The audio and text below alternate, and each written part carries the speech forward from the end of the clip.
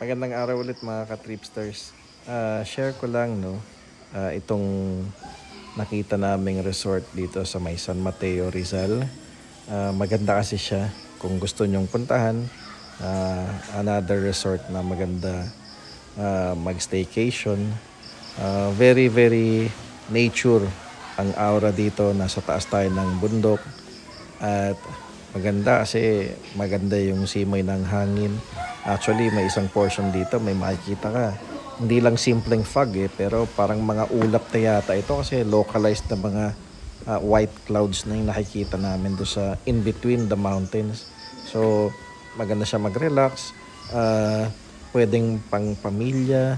Tapos, may isang villa dito na sarili nyo na, actually yung exclusive para sa grupo nyo or family nyo yung swimming pool, kaya may privacy kahit papaano kasi hindi halo-halo yung mga tao. So umakyat kami dito, dumaan kami ng Marcos Highway from Quezon City to Marcos Highway. Tapos paakyat yun, Antipolo, and then dire-diretso hanggang sa meron ng dumaan sa parang may mga area ng sementeryo, ata yun, Heaven's Gate.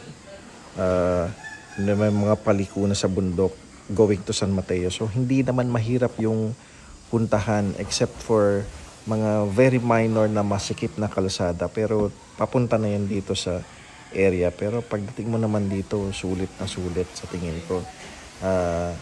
Pagdating nyo dito, marirelax ka at maganda.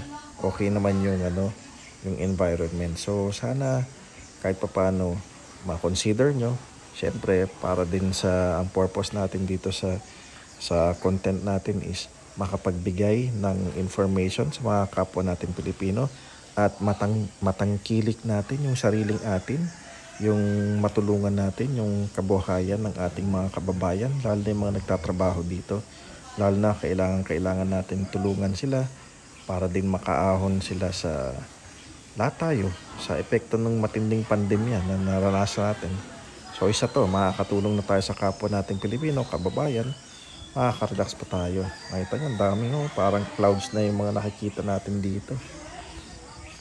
So sige po, sana enjoy nyo lang yung tanawin ng ito, sarili nating bayan ito. Napakaganda talaga ng Pilipinas, tangkilikin natin, ipagmalaki natin, magtulong-tulong tayo.